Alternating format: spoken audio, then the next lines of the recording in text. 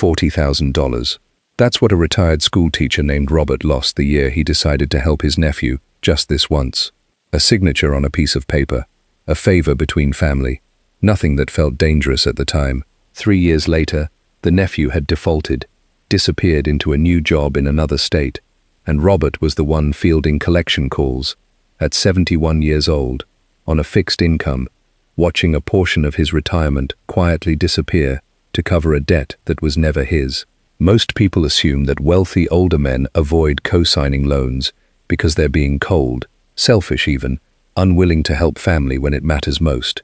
But here's what most people don't understand. The wisest senior men aren't protecting their money, they're protecting their peace. They've learned, often the hard way, that a signature is never just a signature. It's a transfer of risk, one that quietly follows you into retirement, into your sleep, into your relationships with the very people you were trying to help. So why do financially disciplined senior men almost universally refuse to co-sign loans, no matter who's asking? That's what we're exploring today. Epictetus taught a simple but powerful idea. Some things are within our control, and some things are not.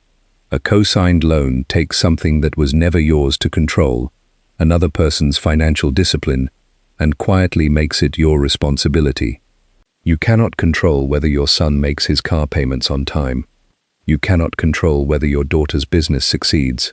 You cannot control whether a friend repays what he promised. Yet the moment you co-sign, you've tied your own security to someone else's choices. Marcus Aurelius wrote often about the danger of attaching your peace of mind to things beyond your influence. He reminded himself that suffering rarely comes from events themselves, but from placing our sense of security in things we cannot govern. For a senior man today, this isn't abstract philosophy. It's a decision made real every time a family member asks for a signature. The wise ones have learned to separate love from liability, to say, I care about you deeply, and this is not something I can control. Seneca offered perhaps the clearest warning of all. It is not the man who has too little, but the man who craves more, that is poor. A co-signed loan often begins with good intentions, but ends by testing exactly this: how much financial exposure a man is willing to accept in the name of being needed. Behavioral psychologists point to something called present bias, our tendency to overweight immediate emotional relief while underestimating long-term consequences. In the moment, saying yes to a co-signed loan feels good. It relieves guilt, it ends an uncomfortable conversation, it confirms that you're a loving father, a generous friend, a dependable brother. But present bias blinds us to what comes next, the months and years of financial entanglement that follow a single moment of emotional relief. There's also the concept of loss aversion working in a peculiar way here. Many senior men fear the emotional loss of disappointing a loved one more than they fear the financial loss of a defaulted loan. The relationship feels more immediate than the risk, so they sign, hoping the risk never materializes. The Federal Reserve's Survey of Consumer Finances has repeatedly shown that co-signed loans are among the most common causes of financial strain among older Americans. Not because they're reckless with money, but because they're generous with people they love, without fully protecting themselves in the process. Fidelity's retirement research echoes this pattern.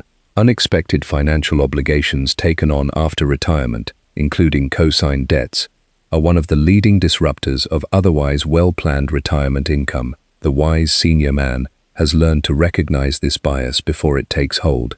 He's not less loving than the man who signs. He's simply more aware of what that signature actually costs. Picture the scene. It's a Tuesday evening, and the phone rings. It's a daughter, voice trembling slightly, explaining that she's trying to buy her first home, but her credit isn't quite strong enough. She just needs a co-signer. Just for now. Just until she builds her own credit. The emotional pull is immense. This is his daughter, his pride and joy, the little girl he once carried on his shoulders. But the wise father has learned something important through decades of watching similar situations unfold among friends and family. Co-signing a loan isn't help.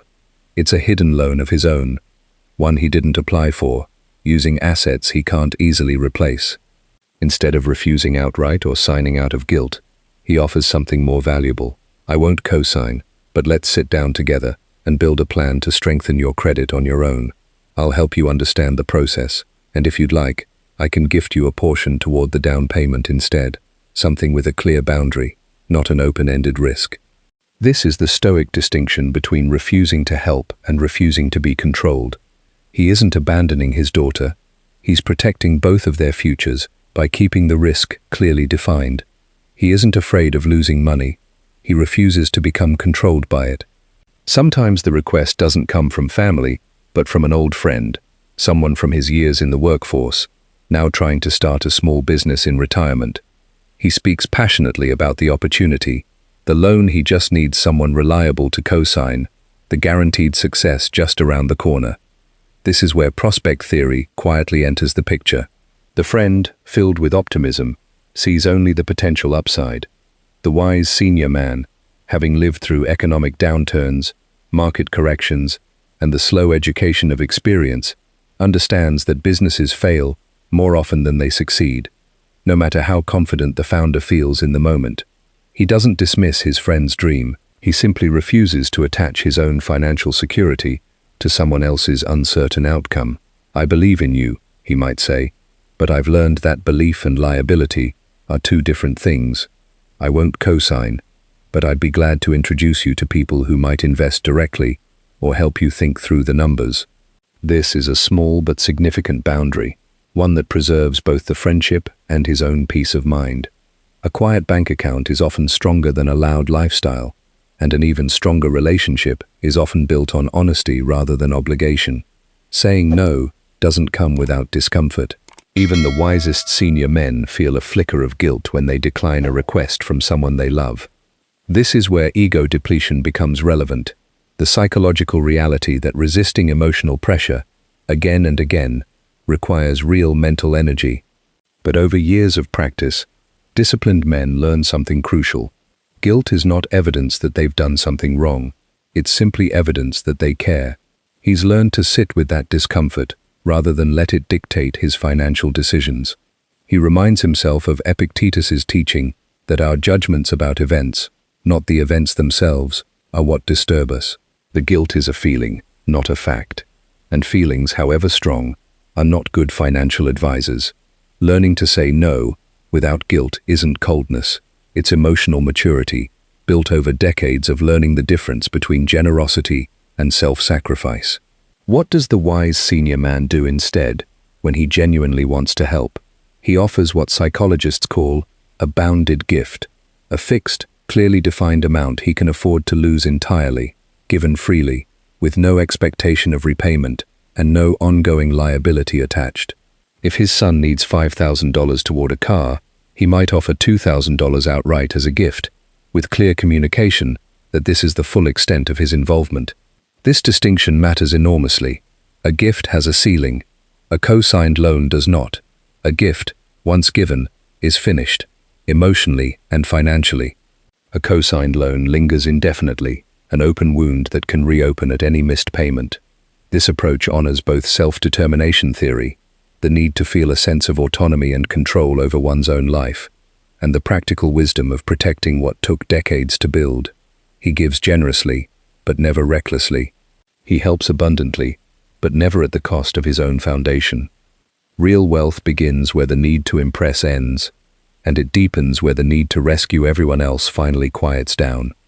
Perhaps the most powerful teacher isn't personal experience, but watching a close friend endure the fallout of a co-signed loan gone wrong. He remembers a man from his old golf group, a proud, hard-working retiree who co-signed a loan for his son's failing restaurant. When the business closed, the bank came looking for someone to pay, and it wasn't the son who answered. It was the father, forced back into part-time work at 74, not because he lacked discipline, but because he lacked a boundary. That image stayed with him. It became a quiet, permanent lesson. The kindest thing you can do for someone you love is to protect your own stability, so you're never a burden to them later. This is the paradox few people recognize. Refusing to co-sign isn't selfish. It's often the most loving decision a senior man can make, because it ensures he'll never become the emergency his family has to manage in his final years. The wisest senior men protect their peace before they protect their pride. They understand that love does not require financial entanglement.